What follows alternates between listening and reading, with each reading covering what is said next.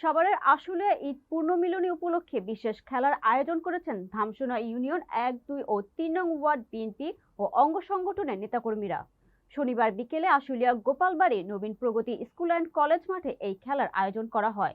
সাভার প্রতিনিধি শাকিল শেখ আইটিভি বাংলাকে জানিয়েছেন, বিএনপি কেন্দ্রীয় কমিটি সহপরিবার কল্যাণ বিষয়ক সম্পাদক ও ঢাকা ১৯ আসনের সাবেক এমপি ডাক্তার দেওয়ান মোহাম্মদ সালাউদ্দিন বাবু প্রধান অতিথি হিসেবে উপস্থিত থেকে এই খেলা পরিচালনা করেন।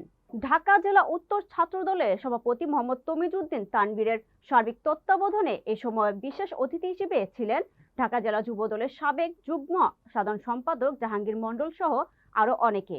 এছাড়া আরো উপস্থিত ছিলেন ঢাকা জেলা উত্তর ছাত্র দলের ১ নং যুগ্ম সাধারণ সম্পাদক সুজন শিকদার, সাংগঠনিক সম্পাদক মনজুরুল হক সৌরভ ও থানা ছাত্রদল নেতা আলহাজ মাদবর সহ অন্যান্য নেতাকর্মীরা।